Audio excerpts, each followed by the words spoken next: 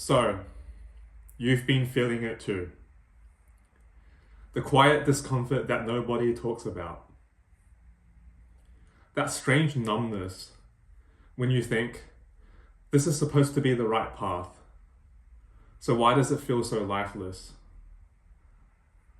At first, you might even wonder if something's wrong with you. You keep telling yourself that maybe you're just too lazy. Maybe you're too idealistic. Or maybe you're running away from adult responsibilities. But the truth is, you're not running away. You're beginning to wake up. Waking up to the fact that what most people call the safe path only looks safe. With the rising cost of living crisis, wage stagnation, housing crisis, culture war, job crisis, dating crisis, the safe path is now unable to offer what it promised in the first place. A guaranteed life of stability and comfort. In the past, staying still granted you the quiet safety, without major risks of falling behind and a moment to gather yourself back again. The landscape has since shifted. The real risk now is the cost of inaction and stagnation, as the pace that society moves at means that staying still will leave you open and being lost to the noise and left behind. Ask yourself, if the path that you're on is truly yours, then why are you still feeling like you're shrinking every time you move forward? Imagine being told that you can only eat one fruit for the rest of your life. You've never tried any of them. You're just afraid of starving. So you grab the first one that's handed to you and you say, "Oh, here's some durian. Smells a bit funky," but everyone around you says, "Oh, good job. At least you've got something." It's real. Some people don't even get that. So you eat the durian every day. And over time, you convinced yourself that you like it. But you don't. You never did.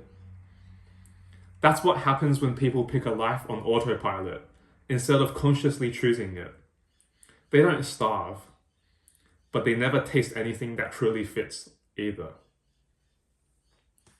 If you stay in that loop long enough, something else starts to happen. You don't just tolerate the wrong life, you become it. You become the product of that lifestyle and embody traits that were never suited for you to begin with. If you then want to change, you'll have to strip away your first identity, which is terrifying. That's what the old path demands. It asks you to spend your limited amount of life energy and funnel it into the safe identity, the stable career, and the acceptable life. And it tells you that later, once you're comfortable, you'll be able to switch. But the type of comfort it offers doesn't give you freedom. It cements you.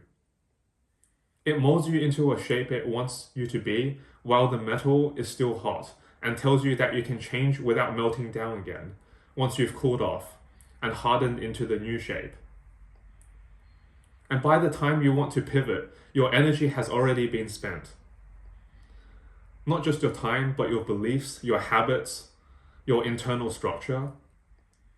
And undoing that, it costs even more from you than had you even just built the right thing from the start. That's what scared me the most. Not failure, but the thought of one day waking up as a fully built version of someone who I never wanted to be. And even if I was successful, I'd still be trapped. So I left. Not because I hated the old path, but because it was never mine. And no matter how efficient or impressive it looked, it would never lead me to a place that I actually wanted to arrive at. I chose temporary discomfort over permanent dullness. I chose unknown over untrue, and stopped trying to fall in love with what's available, so I could finally hold out for what's aligned with me. That was the beginning of everything. And maybe if you're watching this, you're not running away either. Maybe you're just waking up. I'll see you in the next one. Take care.